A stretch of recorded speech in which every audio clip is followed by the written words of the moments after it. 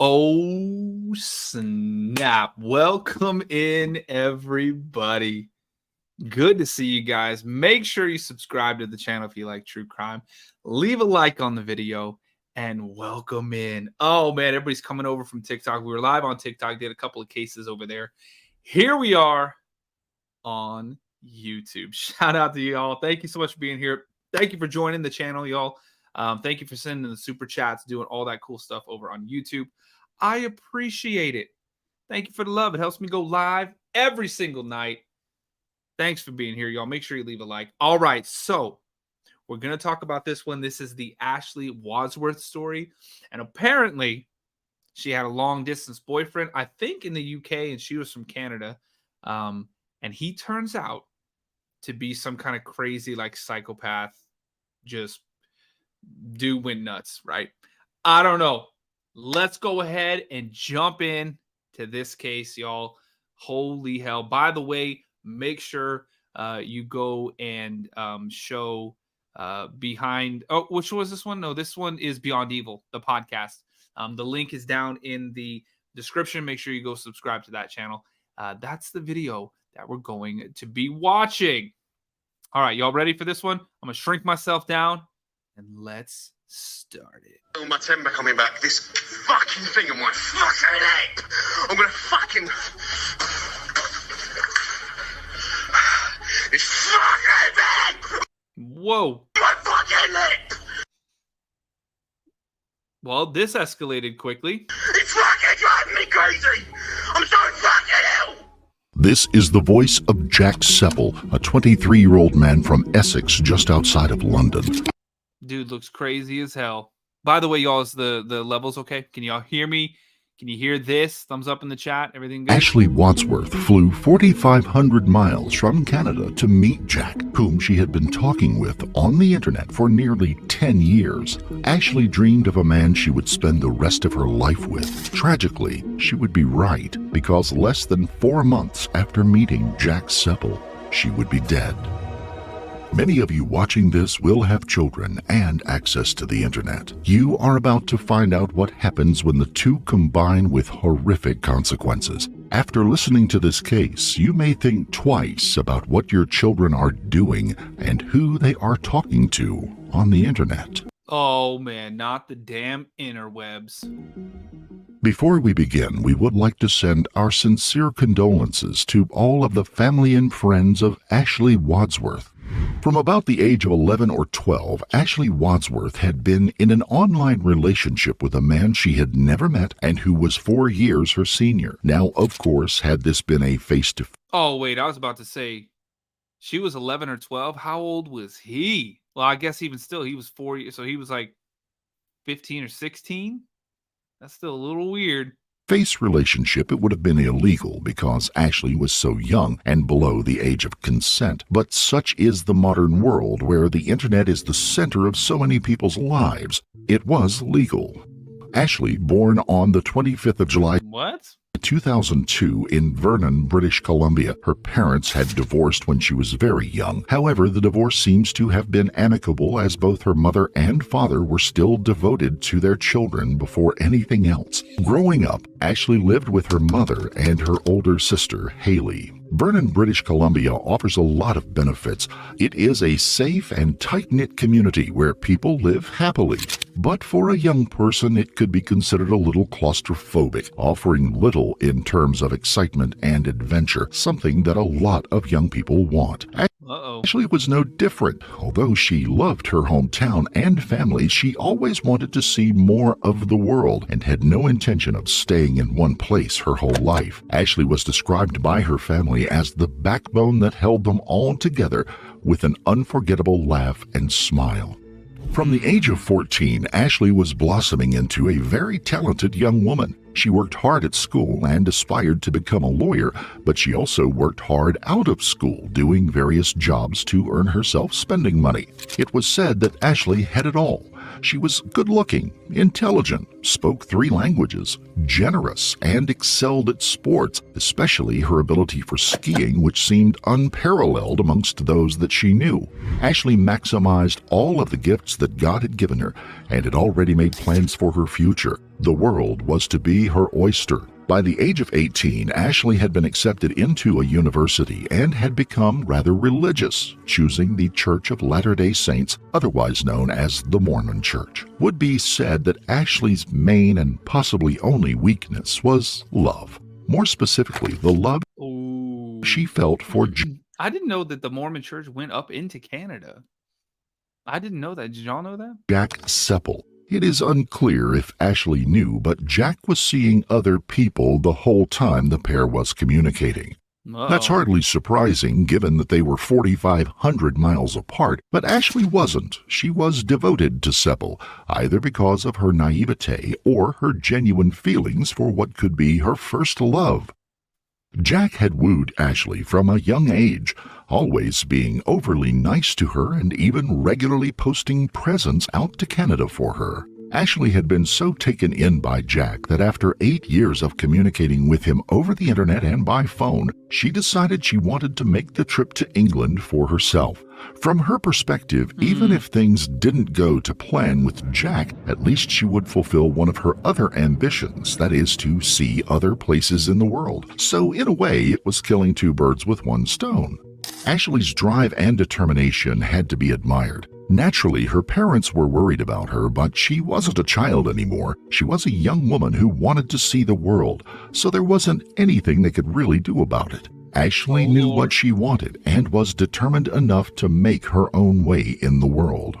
After gaining her family's shaky approval, Ashley's father drove her to the airport on the 12th of November 2021 to fly to Great Britain. Remember, her father, just like her mother, doted on Ashley and her sister.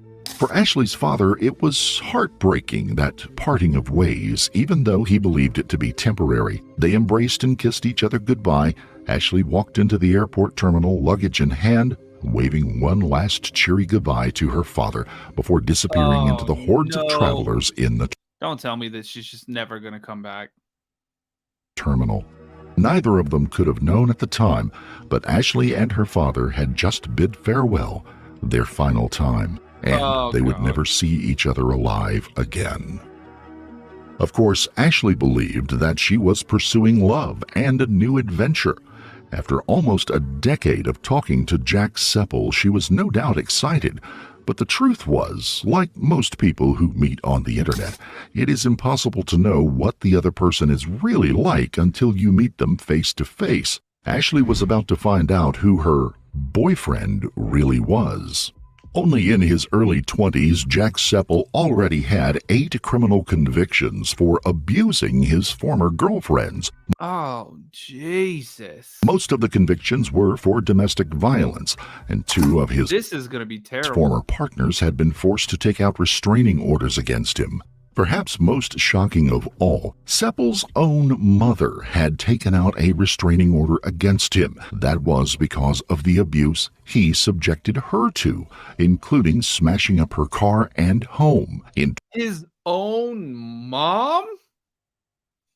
Man, that dude is sick. You're going to piss me off, Jack. Holy hell, not your mom, bro. I mean, anybody, any lady, anybody, you know, but your own mom? What the hell is wrong with you, bro? 2019, Sepple breached the restraining order against his mother and continued his abuse. His mother had no choice but to call the police, and Jack was sent to a youth offenders institute for 8 weeks. What lies he told to keep his relationship going with Ashley was unclear. Tragically for Ashley, she had no idea what she was walking into. Jack Sepple was a coward and a predator. You'll notice that his criminal record did not contain a single altercation with any males, just females. He actively sought out people he believed to be physically weaker than him. No doubt, had he the guts to face a man of his own size, he could possibly have been taught a lesson. Having landed safely in England, Ashley met Jack Sepple right away and went to stay with him in his one-bedroom flat in Chelmsford. At best, it was naive of Ashley to live with someone she did not properly know so quickly. But then again, she is a young woman in a strange country who was offered somewhere seemingly safe to stay, so one can understand her logic. At first, everything seemed fine. Essex is not far from London, and Ashley had longed to see the capital and all that it had to offer. The couple uploaded pictures to social media outside of various attractions, including the most famous prison in the world, the Tower of London, and Buckingham Palace, looking very happy together. While in the UK, Ashley kept in constant contact with her concerned family, who, by this time, had become a bit more relaxed about the situation. Ashley told them how kind and considerate Jack was towards her, and what a good time she was having. That helped to put their minds at ease. But after the first few days of exploring, the experience... That dude looks crazy as hell. Is that just me? I mean, look at that dude. Like, how is she gonna, like, look at it like oh, he's the one. I mean, seriously. It started to lose its appeal a little. Jack was unemployed and living on welfare. Presumably, he had used what little money he had to travel to London, or perhaps he had persuaded Ashley to pay. Either way, after a short time, the only thing Jack could afford to do was sit in his flat all day with Ashley.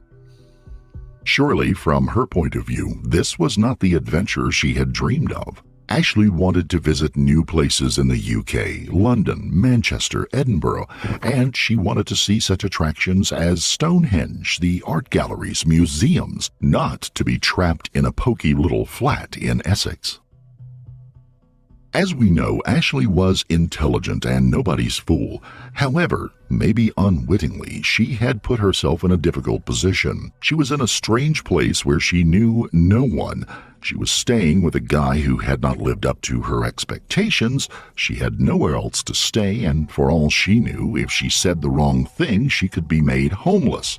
During the Christmas period, it became apparent that Jack had serious issues. His mood swings were completely unpredictable, and one day even took an overdose, for which Ashley had to phone for an ambulance. Following Jack's discharge from hospital, people who knew him noticed how his behavior had changed around Ashley. He was being coercive and controlling towards her. By now, contact between Ashley and her family and friends had become less frequent.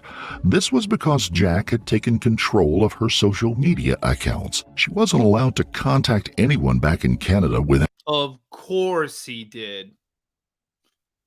Oh, this dude is gonna piss me off. Yeah, he's a creep. What a damn creep. Y'all, by the way, make sure you subscribe to the YouTube channel. Make sure you hit the like button real quick, y'all. If you're watching like this, turn it like this. Hit that little thumbs up and then come back in. And y'all, who's going to hit me with a super chat? I appreciate the love. Thanks for the support. It helps me go live every single night. I get to pin it on the screen too, y'all. Check it out.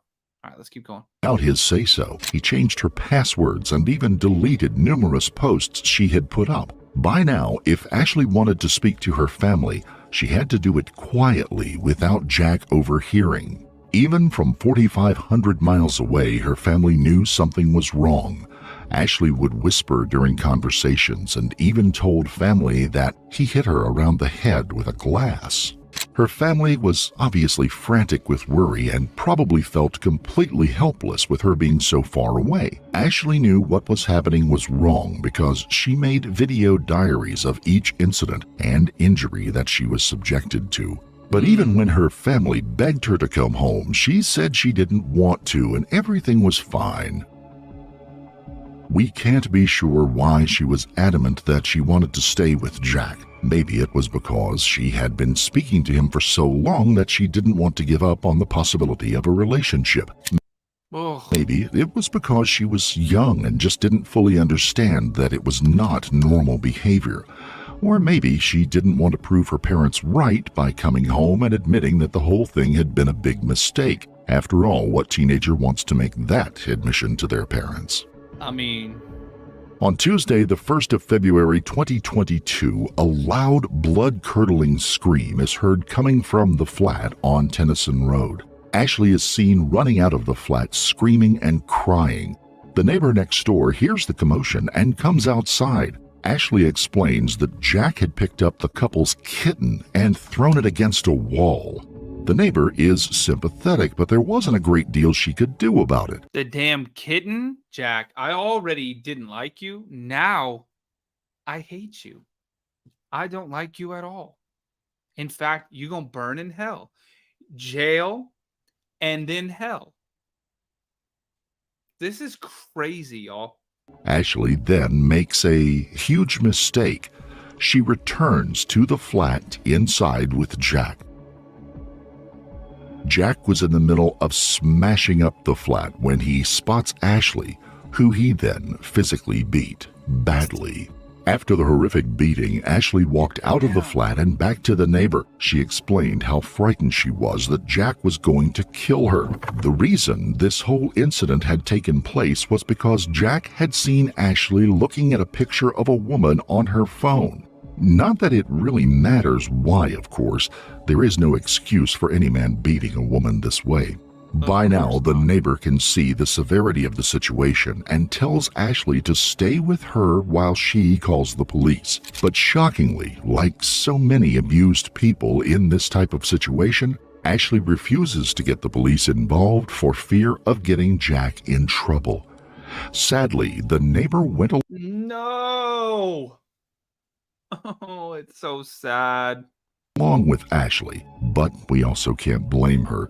She was very concerned for Ashley's safety, but had also developed a relationship with Ashley, and she trusted her. She probably didn't want to destroy that trust. Instead, the neighbor went back into the flat with Ashley to speak to Sepple.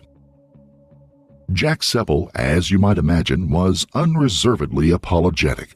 He swore that he would not harm Ashley again and that she was perfectly safe with him. This demonstrates to us that Sepple was simply an awful man. Yeah, man, that's being generous. This dude is a pile of garbage. He's a pile, as they would say across the pond, a pile of rubbish. Did I get that one right? I think I did.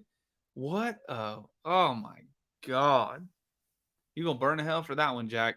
All of this. You're going to burn in hell. Later that same day, the neighbor, who had returned home by now, had a hospital appointment to attend. But something made her feel clearly uncomfortable about the situation next door. As a result, she knocked on their door just to check that everything was relatively calm. At first, there was no answer at the door, so she shouted through the letterbox and did get a response from Jack stating that they were in bed and everything was fine. The neighbor seemed convinced and probably didn't want to interfere, so she went off to her appointment.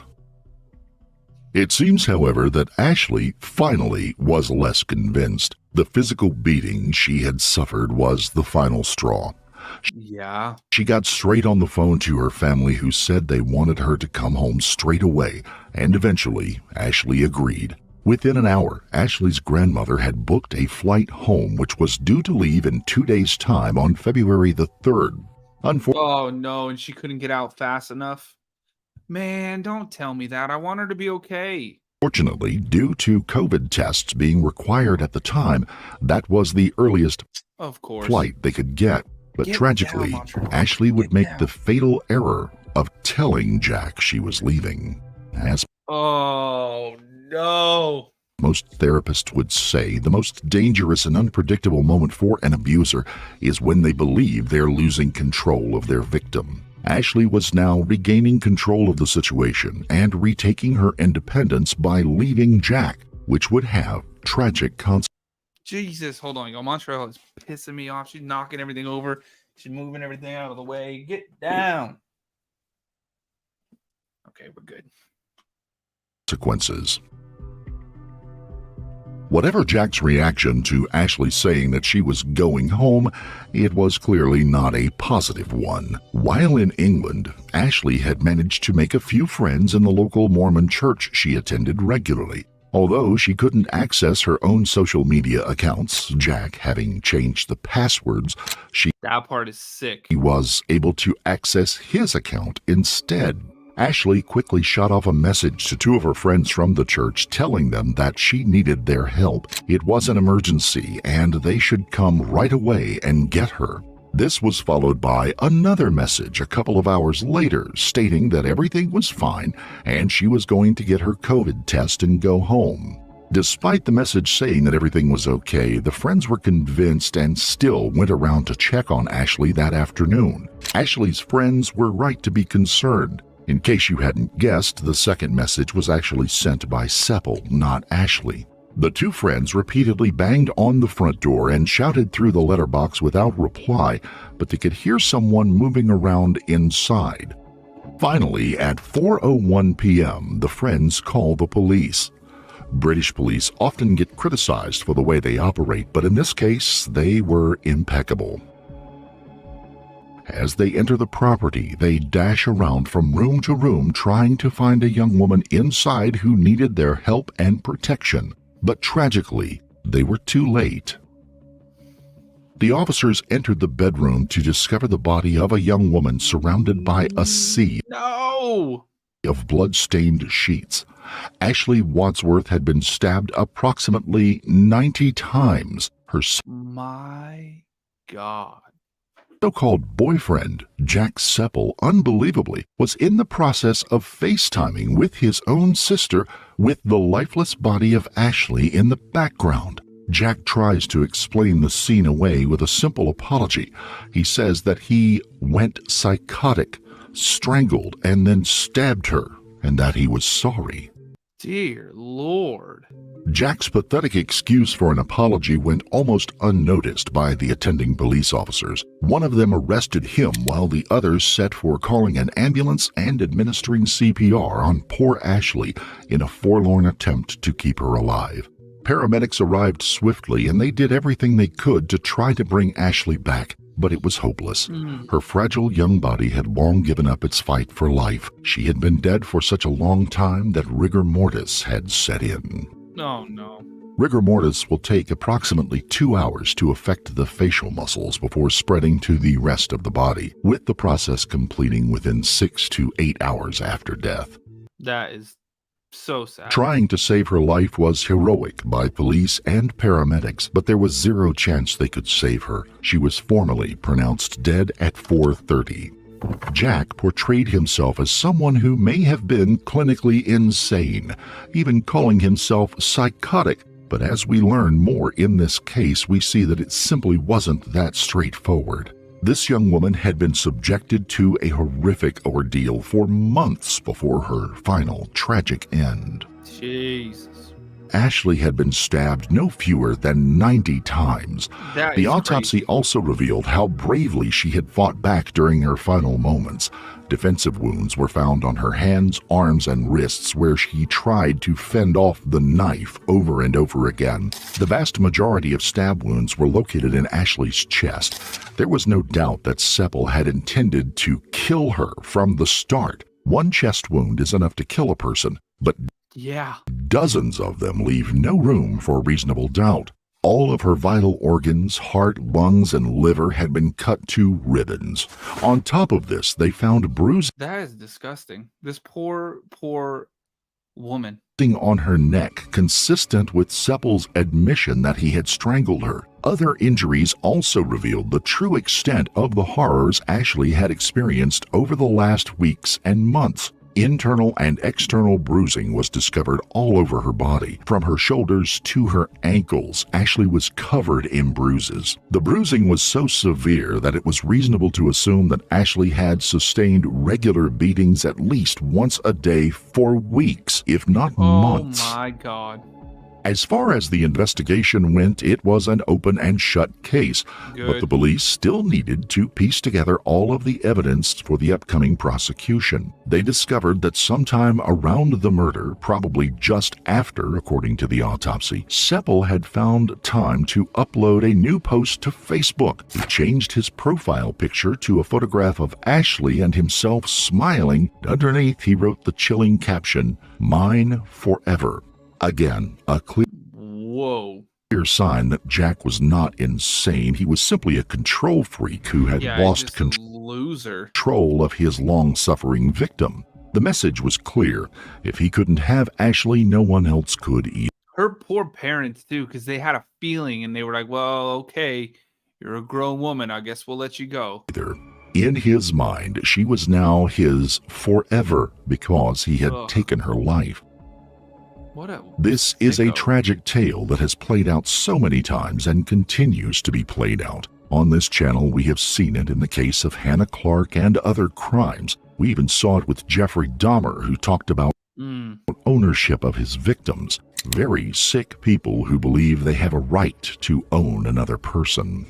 Forensic evidence was not hard to come by, of course. The entire People are crazy. bedroom was covered in Ashley's blood, and after a little bit more searching, they found the knife that had been used to kill her hidden behind a radiator.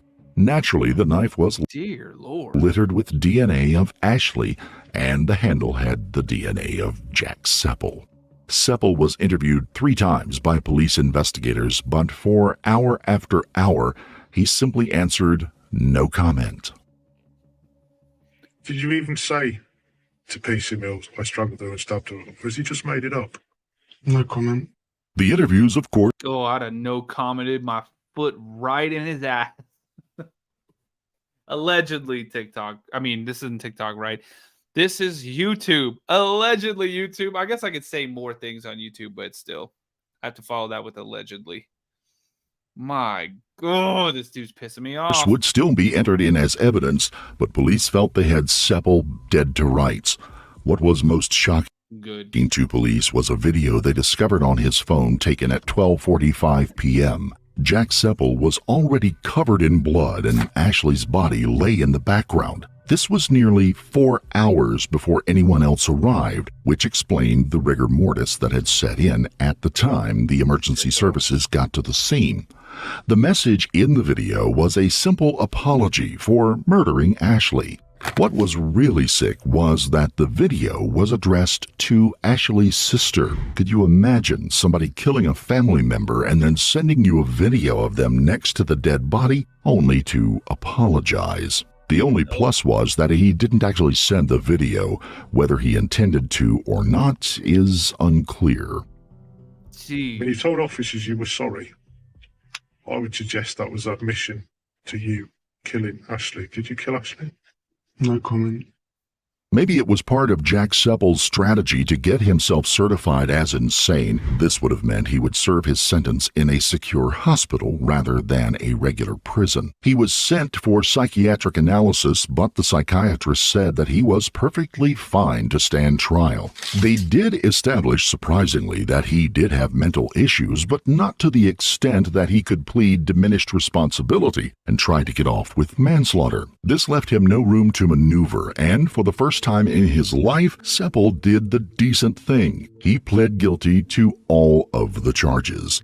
Whoa. Not that he had much choice, of course, but pleading not guilty would have subjected Ashley's family and friends to Have to go to the damn trial. a jury trial, which would only have added to their torture that they were already suffering because of him. Let's not give him too much credit. It is entirely possible, if not probable, that it was not an act of mercy towards Ashley's family on Jack's part. It was more likely that he had entered into self-preservation mode and believed that by pleading guilty he might get a lighter sentence.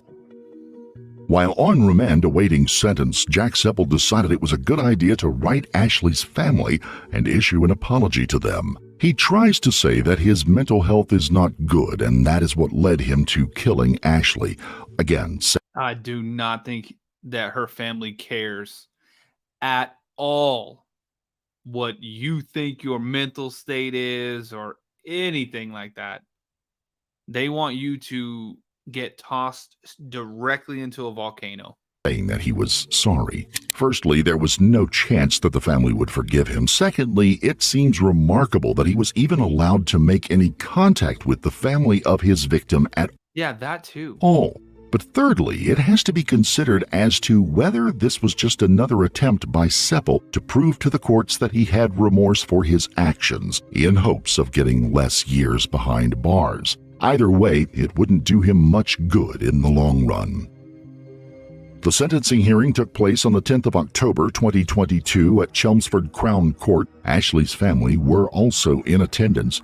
The devastation of Ashley's murder had hit so far and wide that when the family went to the airport to book their flights to England, a lady at the booking desk who did not know them saw their surnames on the booking and began crying at the desk. Despite Jack's efforts to spare himself a longer sentence, Judge Mr. Justice Edward Murray had zero sympathy for him. 23-year-old Jack Sepple was sentenced to life in prison with a minimum of 23 years and 6 months of time served while on remand. He was described by the judge as a coward, and the attack was described as brutal.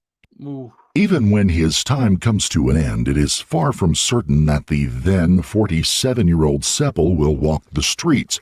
Many say he should have no chance at parole at all. As the sentence was read out, just as he had behaved during his interviews, Sepple showed no emotion or signs of remorse at all. He just sat still because he's a coward and quiet, staring at the floor. There can be no greater testament to Ashley's personality than the impact she made on the people around her during her short time in England. She had only been in the country for less than 4 months, but the outpouring of emotion and sadness was remarkable. Vigils were held in her honor, displays of candles, flowers, teddy bears alongside photographs of her littered Tennyson Road. Only someone with such warm and loving personality as Ashley could have commanded such a reaction from the public. Because of this tragic case, Essex police have begun putting into place new efforts on how police assess the risk posed by domestic abusers. Detective Superintendent Matt Cornish of the Essex Police Department said earlier this year, "Our commitment to Ashley is to do everything we can to ensure that something like this can't happen again." Statistics in the UK show that 7% of all women and 3% of all men have experienced some form of domestic abuse, so a review into increased powers for officers to intervene would certainly not be a bad thing. In another tribute to Ashley's character, the public heard of the fees facing her family to repatriate her body. In response, an appeal was set up to raise money to help fly Ashley's body home. The appeal spread across the UK and Canada. In total, approximately 40,000 Canadian dollars or 23,000 pounds was raised for the family, who issued a public statement thanking That's amazing. everyone for their generosity. Tragic that it had to come to that, but amazing that people helped out. Since her daughter's murder, Ashley's mother has been campaigning to raise awareness of victims of domestic abuse. She wants to make sure that anyone who is a victim knows there is no shame in coming forward. In her own words, she said, "It's too late to save Ashley, but it isn't too late to save yourself." For anyone watching this case who even questions whether they might be the victim of domestic violence, call someone, call a friend, a family member, a helpline, or emergency services. Do not suffer in silence. Do not let Ashley's death be in vain. In a very touching and emotional message to her deceased daughter, Ashley's mother had her buried not 6 feet below ground, but 12 feet below ground. This is because when the time comes, she will be buried on top of her, saying that they will always be together, if not in this life, then in the next, for all eternity. Rest in peace, Ashley Wadsworth. Oh my God. That is just tragic. What a coward. And he's just sitting in jail in the UK. Just why? Why? Senseless. Senseless. And of course, she had no way of even knowing that he was like that or had did that to the ex-girlfriends that they said he had. Oh man, that is too much. Absolutely terrible, terrible, terrible. Y'all, make sure you leave a like on this video. Subscribe to the channel if you're liking these true crime stories. Thank you for being here, y'all. But it is time for me to get some sleep. I'll be back live tomorrow on TikTok, and then we'll do another case over here on YouTube tomorrow night. I love you guys. Thank you so much for the support, and I'll catch you guys on the next one. Have a good night, everybody. Take care.